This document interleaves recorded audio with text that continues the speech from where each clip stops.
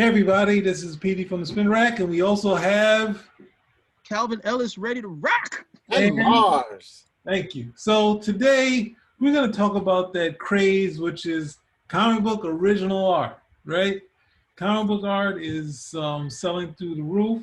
Some classic stuff by X-Men artist John Byrne, especially his stuff with Terry Austin. We recently had some work, which I can show you right now, from Jim Lee and Todd McFarlane, that's going through the roof, right? So we have this piece here, which is his Todd McFarlane's second issue, and this is one of the biggest sells so far, I think. Yeah, that's first appearance of Venom.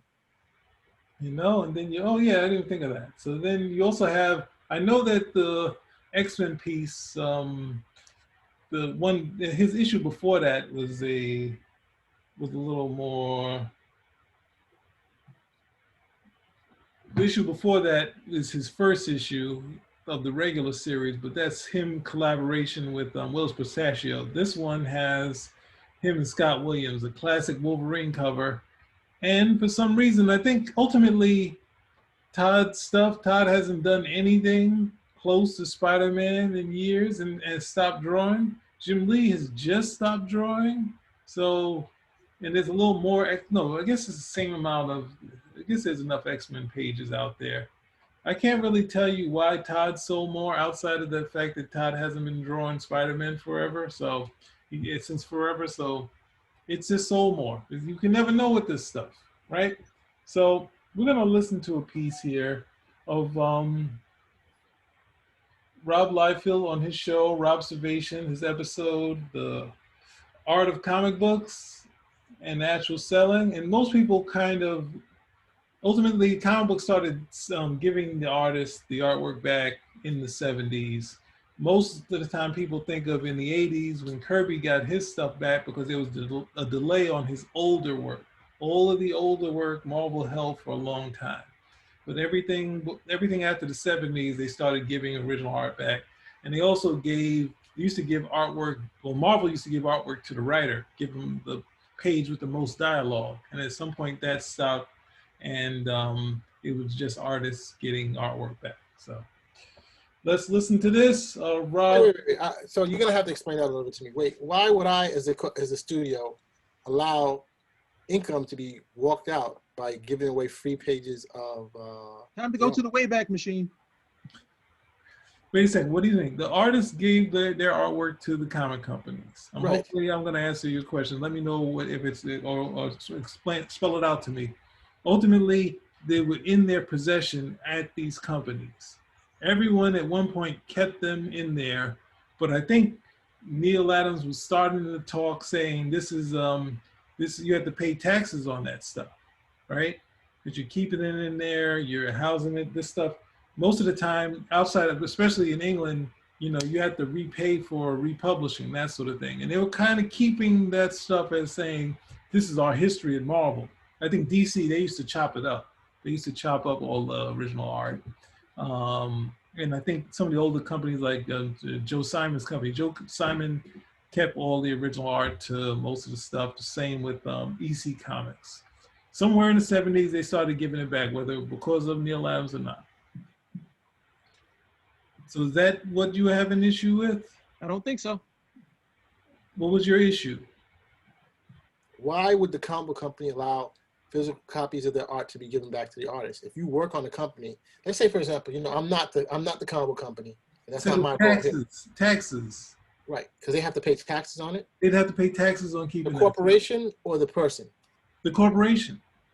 So they pass it on to them to avoid paying taxes. Yeah, paying taxes on all that artwork. That's how Neil Adams put it. Interesting. Mind you, until Neil Adams said this, nobody was even thinking about it. Nobody cared. This stuff was all housed. The big thing, however, Neil Adams brought it up, and it was also because of this issue with Kirby, who wanted his artwork back as well. But the other big deal why they gave it back is because, hey, there wasn't any money in it, to be quite honest. Yeah. There was no money in it. Artwork used to be dirt cheap. Dirt cheap. You could get full splash pages, covers, under like $200. Easy. Okay? $200 might be a high point.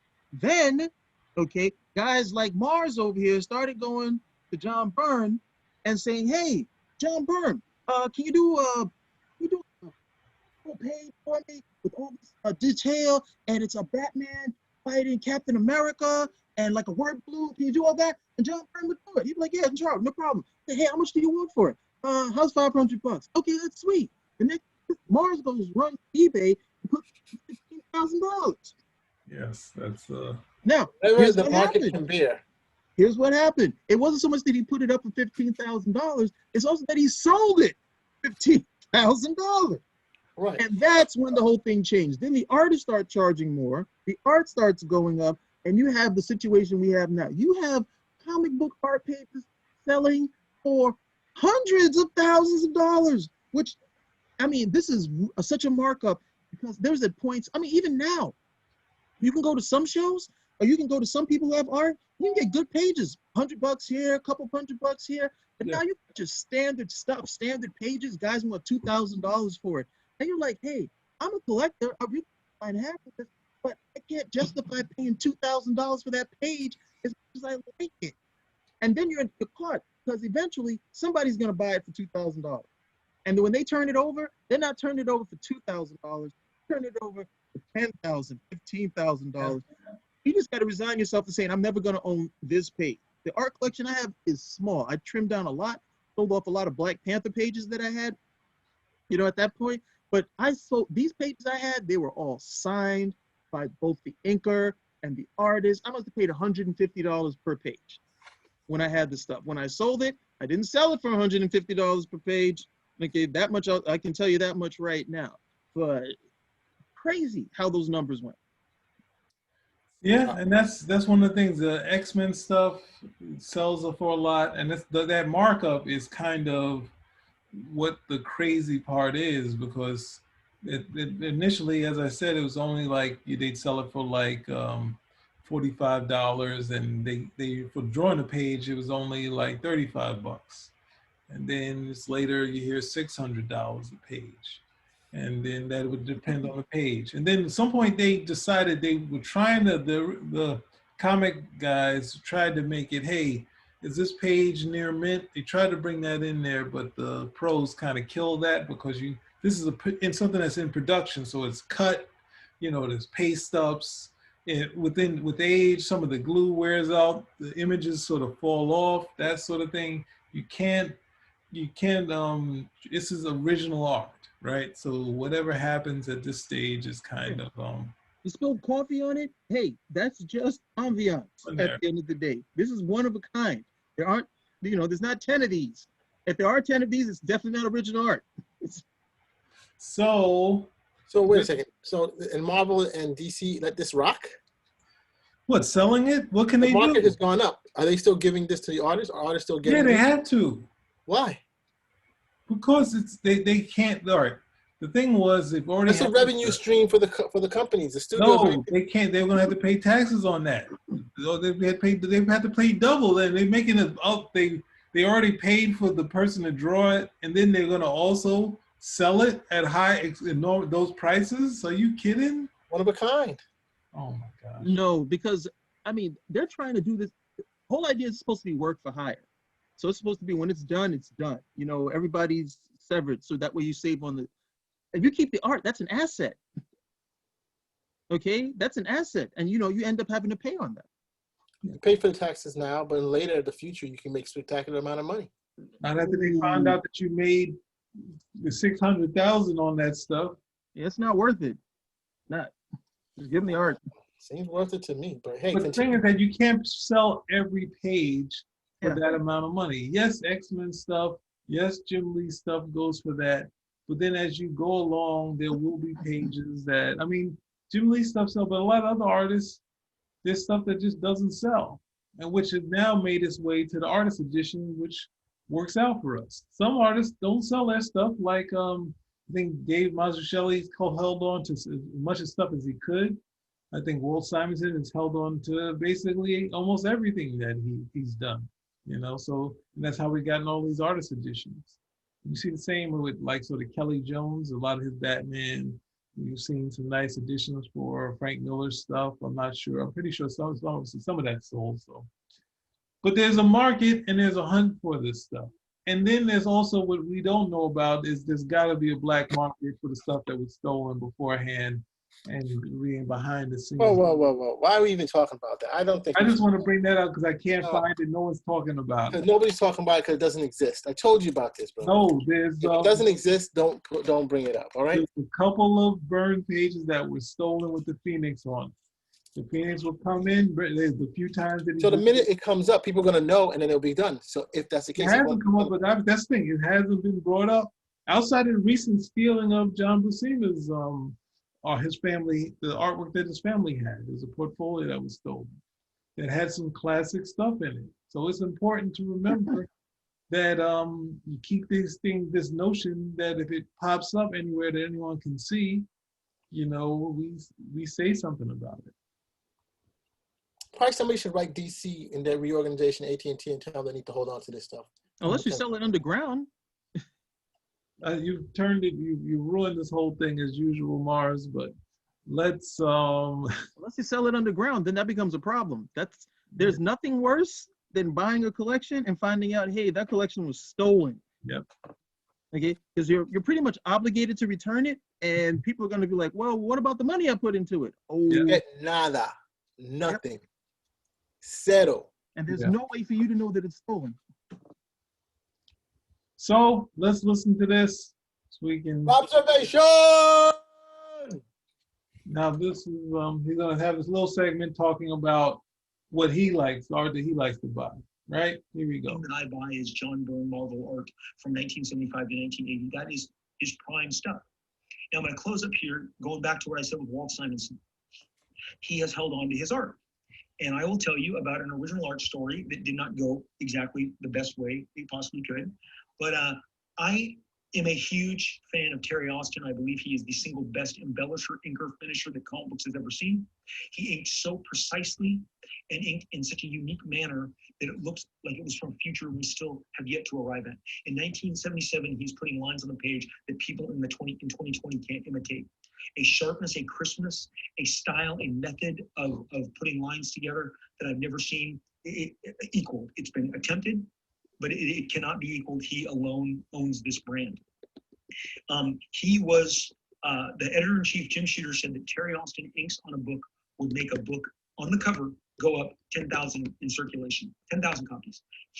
I can tell you, having been a child of that age, having him ink your favorite penciler, John Byrne or George Perez, or a Marshall Rogers or an Art Adams, anybody, John Buscema on some Conan covers, you just always got excited. I'm going to buy that collaboration. If it says Austin on it, and it has his sheen, his shine, I'm all in. I'm buying it. I'm taking it home with me. And so Terry was the premier inker of his generation, maybe of all time. He learned at the feet of Dick Giordano, who is one of the all-time Mount Rushmore greats in inking, and Terry, is equal to, if not, in my estimation, greater than, and then that's saying something for a guy like Dick Giordano, okay? Well, Terry Austin got 7 pages of every X-Men job, and one of every third cover he inked, and he inked almost all the covers. Whether John Byrne did them, or Dave Cockrum, or George Perez, Terry was inking those covers. So he has the largest existing collection of X-Men art, because he has not generally, aside from a few covers, he's allowed to be sold in the last 20 years. He has the largest collection. It is well known. There are dealers that are aware. They've seen them. They are with him. So that's 7 pages of roughly 30 X-Men comics. That is a lot of X-Men art, the most X-Men art that anyone has. Now, he has been let it be known in recent years that he wants that stuff to go to a museum. So fantastic. I can't wait to go see it at a museum. But the covers that are supposedly in his possession, one of which, The Days of Future Past, X-Men 141, if it is true, if he indeed has this, that is $1 million cover. There are people on record, and this would be a drop in the bucket for them, who want that cover so bad that it is going to go into 7 figures faster than you can say Days of Future Past. And all of those pages, you presume he has amazing splash pages, interior pages. So I bring this up in person with Terry Austin.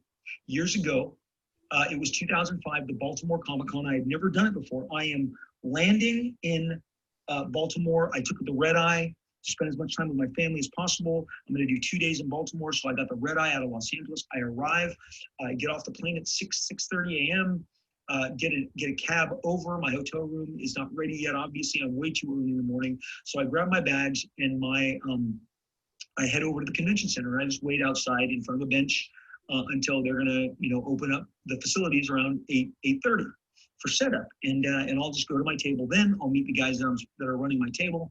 And then around noon, I'll go and throw my stuff in the hotel and then come back and finish the day. But as I am outside of the Baltimore Convention Center, and so many of you guys have been there and have been to that great Baltimore show, and who walks around the cover in his trench coat. It's kind of brisk. It's I think October, and it's Terry Austin. Terry is very distinct. He has a little tight blonde curly hair, kind of perm, and again, he inked one of my covers once, and I was really excited to collaborate with him that one time. But he turns around and he gets kind of serious and tells me that guys from his generation, the Bronze Age, again, this is 2005, are having trouble getting work. And I sympathize with him, and that really touches me deep, because I'm like, a guy like him should have his pick of whatever he's doing, because he's still so good. And in 2005, he's still slinging that ink on par with nobody else. It's great looking stuff. That sheen still matters. And he's telling me how one of the jobs that he was doing with Marshall Rogers, who was still alive at the time, a Batman story they wanted to revisit from their acclaimed run prior to the X-Men. They did a run on Detective Comics with Batman, which is beloved by fans my age. He wanted to do it, and he said they were having trouble with DC. And, we're just talking artist to artist. Well, to lighten the mood, because I can't help at that time, given, I'm also, a guy who writes and draws comics. I don't own Marvel and DC and can't generate work for Terry if they're not giving it to him. I can maybe ask for him on my next job, which I certainly would have considered. But I said to him, well, Terry, come on, man. You're sitting on a treasure trove with all that X-Men art. I mean, all your art. You've never sold it. And he goes, well, yeah. And he got kind of serious. Like, he didn't want to go there. Very private.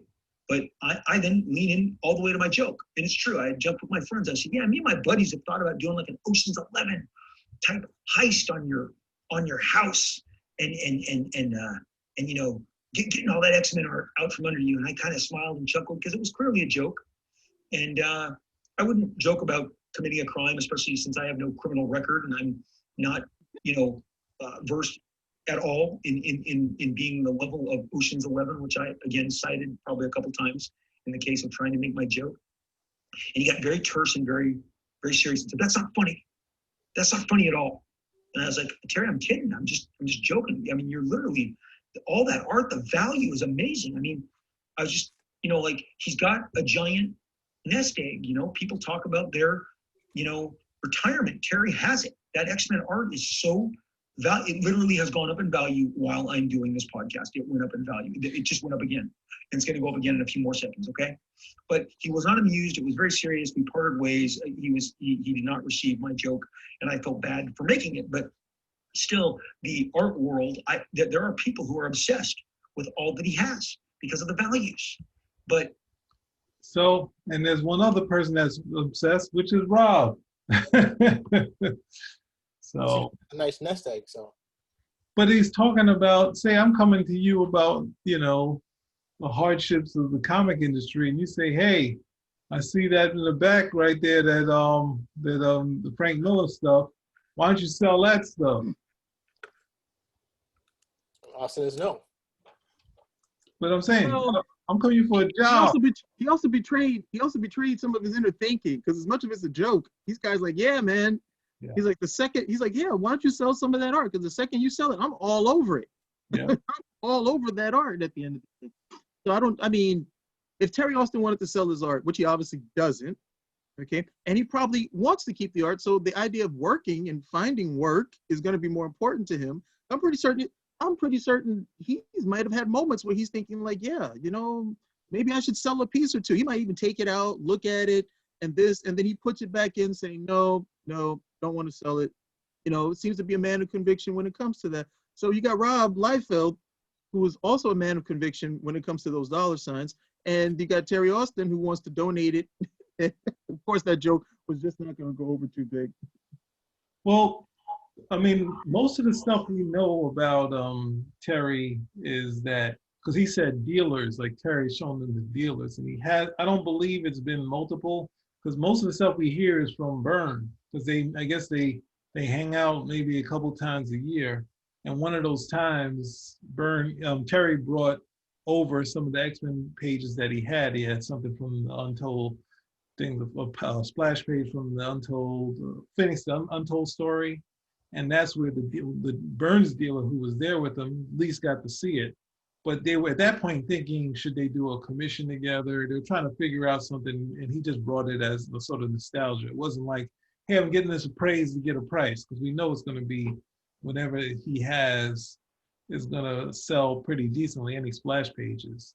And that it's not like he's going around and saying, hey, what can I get? Nope, staying home with me. It's just home with them. Like when it was no money in it. The same with who was it? There's money now. There's money now. He can, what's his name? Rob Liefeld is on Snake Eyes. He can say, I want you on my Snake Eyes job. It ain't happened. So, and I put up a picture of one of the things they did together, the Wolverine cover, Wolverine Saga. That's the one Right. piece. Right. And it's surprising because they talk about Terry a lot. He hasn't done that much image work. He's done, I think, Wildstorm Rising, and he's done more Savage Dragons than anything else. But you would think because Byrne gets brought up of his X-Men being that Todd always talks about that being the classic period for Byrne.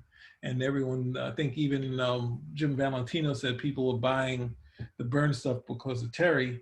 Then I don't know why you don't put him in your stable of talent, especially. Hey, classic Liefeld, bad joke, but good show material for us. Yeah, I mean, I just don't get it. It's if he's still as good as he was before, why not? Why does Marvel have him on? If he's still as good as he was before, why does Marvel have him on board?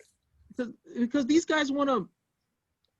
It used to be if you were really good, you were somebody like Kurt Swan or Terry Austin, you stayed on a book for decades.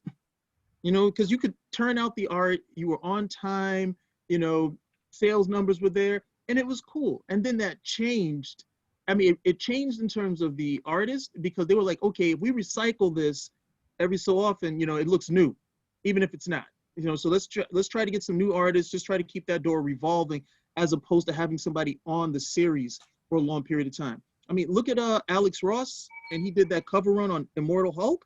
Okay, that's a dynamite cover run, but that is so rare these days when you get somebody, okay, of that caliber, and they're going to stay on that book for X amount of time. It's like, it'll be here and there, but it's rare. It's like a handful of books you actually get to see that. Other than that, they want like new artists. Let's get this guy to come on and do a couple covers. All right, let's get this guy to go on and do a couple of covers. New looks, try to get people in. Same thing with the writing. Like used to be, if you were, Peter David's run was like 12 years. And Chris Claremont's run was what, 17 years or something like that on X-Men? Okay, you couldn't imagine them keeping anybody on a book that long. They're like, all right, even if you were doing well, even if your numbers were top, they would still be like, okay, you know what? Let's like try to end on a high note, try to bring some people in, that sort of stuff. So Terry Austin's big thing is one, he's too good. He's too good. So, there's no reason. So they're like, look, Terry, we can't put you on. People are going to recognize this. There's like Terry Austin, that type of stuff. We want a new look. And then two, it's just a changing period of time. It's just a change with times as well, where they're like, okay, let's keep this door revolving. It looks new. We can keep guys interested that way in terms of the visuals. A new writer on here. It's just more, there's more circulation than there was before. Because before, what they wanted was, okay, can you turn into this art on time? Can you get the story in on time? Can you get the page inked on time? Can you get the colors done on time? That was really the biggest thing. Especially if you were talented, okay, that was the biggest thing. I'm only gonna add with Terry's stuff. You have to imagine if you look at this sort of page by you see this page by Todd McFarlane, right? Todd McFarlane is kind of borrowing the Art Adams look with the Terry Austin inks with his style. So it's kind of has some Art Adams in it. the spaghetti webbing is something we've seen Art Adams sort of do, and we've seen Art Adams and Terry Austin work together a lot. But one thing, and you see some of this stuff, the sort of style in Rob Liefeld's inking here too in this page, but the image style is here, right? And the image style changed a little bit more. So the image style is a little different than the Terry style, which we see here. So an image was very much about style, even though they were very influenced by it. I don't know if they're not saying that, because obviously they talk about him so as much of a talent. They should have had him in there, but he wasn't inking the same way the image guys, the Danny, Mickey, the guys that are big now, like all of the guys that are at Wildstorm. If you're giving these young, you know, newcomers all this money, like you can give Terry Austin, like, you know, his page rate and he'd probably be good with it. You know, so I don't know, maybe his style wasn't in for them, you know, because ultimately that's what they talk about when they say, look at Burns stuff, and they say the style or that sort of stuff of being not the image style, because image had a style and the image style wasn't necessarily Terry's style anymore. It had some elements of it, but they shifted a little, you know, having the fine lines, but the fine lines are a little different than Terry. So ultimately we'd have to be in the inside conversations where they would really say, you know, because they said, if they said Jim Valentino said that you like Terry, why wouldn't they just hire him to do, like, you know, put him in the stable of all that talent that they had? There's so many people in there that that they could have just pulled from Marvel and DC to say, here's your money, and they were kind of getting the new guys to sort of do this stuff. And Same thing. They didn't want Terry Austin because Terry Austin wasn't new. yeah, You know, they were like, hey, that's what yeah. We're trying to get, you know, we want that new flash, we want that new sizzle. That's what we want at this point. But we'll buy your art. We'll buy that art. Yes, yeah. Which is tough to hear. You know, it was a very professional sort of a person. You know, I think in this period of the 90s, you can see his what's it, Splinter in a Mind's Eye, which he wrote for Dark Horse, the Star Wars series, a mini, which is drawn by Chris Sprouse, but inked by Terry also. So that would be, while this time he was doing some stellar stuff. So, I guess that's where we're going to end here, but and I'm happy that he has all that X-Men stuff. It was good that one of the creators of the classic team has that in his possession and deserves it. He put in hard work. He decided to keep it, and it's great. Great to hear that. So.